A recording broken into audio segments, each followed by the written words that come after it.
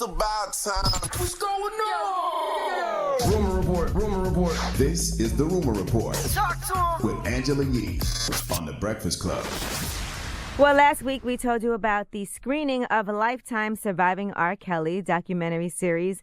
They actually had a screening that was shut down because of a gun threat. I was supposed to be moderating the panel afterward, and there were 7 women who are also featured in this docuseries that we're ready to talk about why they participated and their own experiences with R. Kelly, which is never an easy thing to do.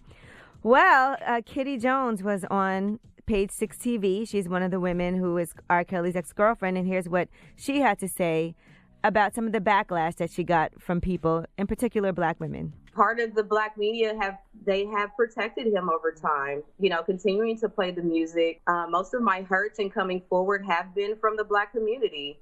And particularly black women have attacked us the most. There is black media and black radio that still looks at us as opportunists.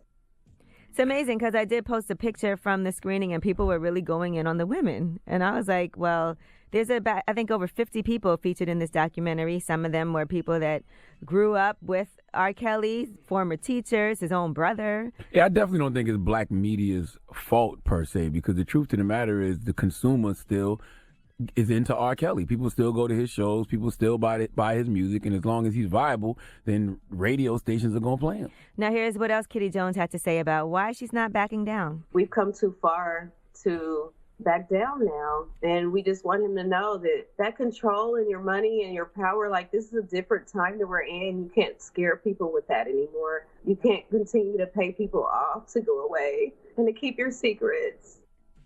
All right. Well, you guys got to see that, man, when that debuts on Lifetime in just a couple of weeks. And I mean, it's crazy because what can you really do when you saw the tape and you see the marriage certificate when he married Aaliyah at 15? Like, it's right there for everyone to see, and people still support. So what can you do?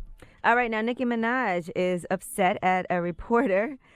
She was upset for Daily Mail TV reporter Jesse Palmer because of some statements that he made. Listen to this. All right, well, her fans are also worried because this isn't the first time that Nicki Minaj has defended a sex offender. Remember, she supported her brother, Charlamagne Mirage, 2 years ago when he was found guilty of sexually assaulting an 11-year-old girl.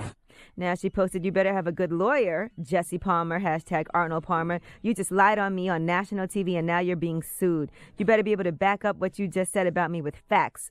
Super facts, defamation, good form video link in my bio." Well, I'm sure he's going to bring up her brother, right? And the fact that they said she paid her brother's lawyer's fees. I don't know if that's true or not. We don't know if that's but true. I'm sure that's what he's going to bring up when she asked him for Then facts. she said, "You're going to jail." She said, "The Barbs are getting more tuition and student loan money after I sue this hoe." Don't think Nicki won't sue you.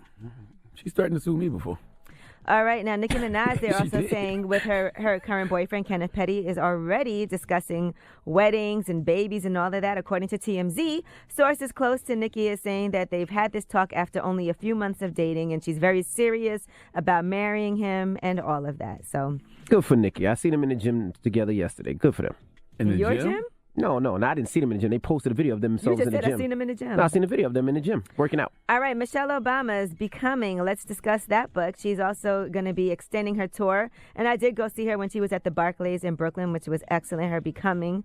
And I recommend anybody who has the opportunity to go see that, make sure you do. It's really amazing, even better than I could have possibly anticipated. So she's going to be doubling the number of book events for 2019 to make sure that everybody who wants to see her on this tour will get a chance to see her. Now, if you remember the picture of the young girl, Parker Curry, who was looking at the picture of Michelle Obama, the portrait, at the National Portrait Gallery, and that picture went viral of the young girl looking up at the picture of Michelle Obama. Well, now Parker Curry is writing a book as well. She's writing that book with some help from her mother, of course. Apparently, the two have been in touch, the mother and Michelle Obama, ever since that photo went viral. And she even went to go see her at the Washington, D.C. tour stop for the Becoming book.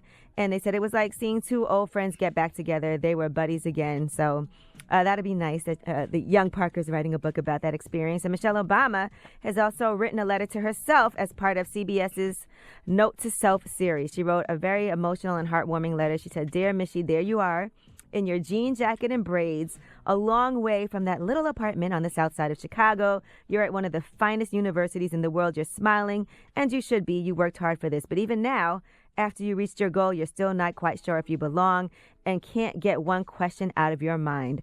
Am I good enough? So make sure you guys, when you have an opportunity, please read this entire letter. She goes through that and goes through meeting Obama. She said, you'll open your heart to someone whose upbringing was nothing and everything like yours. All at the same time, he's driven by a hopeful set of ideals. He's grounded and kind and absolutely brilliant. I'm enjoying Michelle Obama's book, but it seems like Michelle Obama's book is long as hell. I started reading her book on the way to Johannesburg, South Africa. So I read it a lot on the way there. I read it a lot on the way back, and I'm still reading it right now.